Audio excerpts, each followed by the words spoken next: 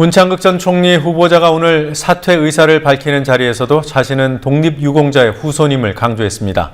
자신의 그릇된 역사관을 혈연으로 덮으려 한다는 비판이 나오고 있을 뿐 아니라 근본적으로는 독립유공자의 후손이라는 근거 자체가 빈약합니다. 김지혜 PD가 취재했습니다. 검증팀이 저의 집 자료를 가지고 보훈처에 알아보았습니다. 뜻밖의 저희 할아버님이 1921년 평북 삭주에서 항일투쟁 중에 순국하신 것이 밝혀져 건국훈장 애국장이 2010년에 취소된 것을 알게 됐습니다.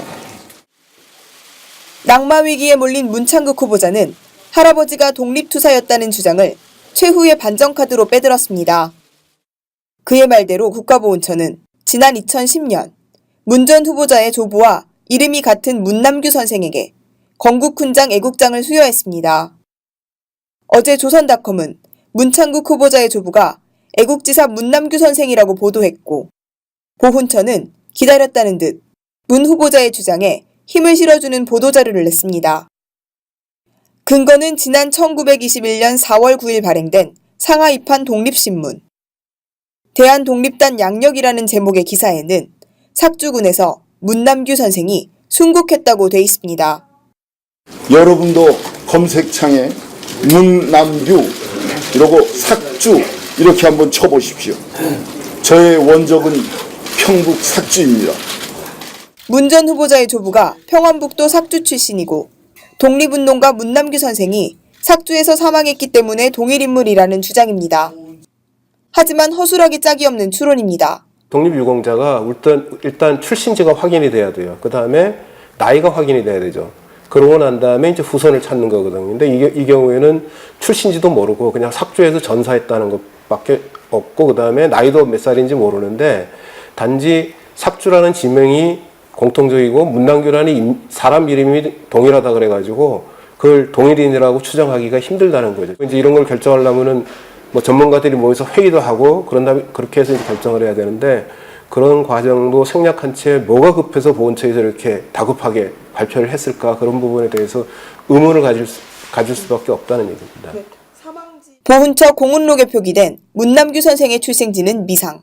아니요, 아직 확인은 안 됐어요. 그것만 가지고 동일인이라고 판단을 할 수가 있는 건지.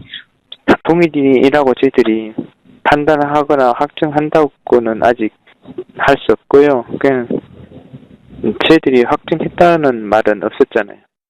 한자 이름이 같다는 사실도 근거로 제시됐지만 제주에서 활동한 또 다른 독립운동가 문남규 선생 역시 같은 한자를 쓰고 있습니다. 문 전 후보자는 오늘 사퇴 기자회견에서 조부의 3.1운동 이야기를 추가했습니다. 저의 가족은 문남규, 남영남자, 별규자, 할아버지가 3.1운동 때 만세를 부리시다가 돌아가셨다는 가족사를 아버님 문기석, 터기자, 주석석자, 아버님으로부터 듣고 자랐습니다. 하지만 근거는 아버지의 증언뿐입니다.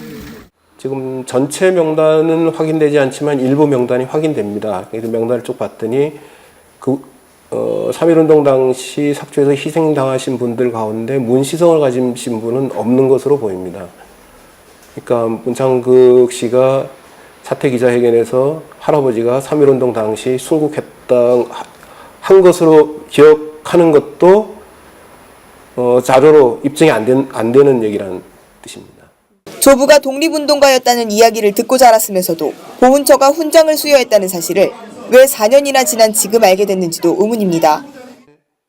문 전 후보자의 주장이 맞다 해도 결정적인 문제가 남습니다. 동일인이라고 가정을 해서 할아버지가 설사 독립운동을 했다고 하더라도 그 후손이 잘못된 역사인식을 갖고 있는 데에 대한 면죄부는 안 될 거라고 생각을 합니다. 국민TV 뉴스 김지혜입니다.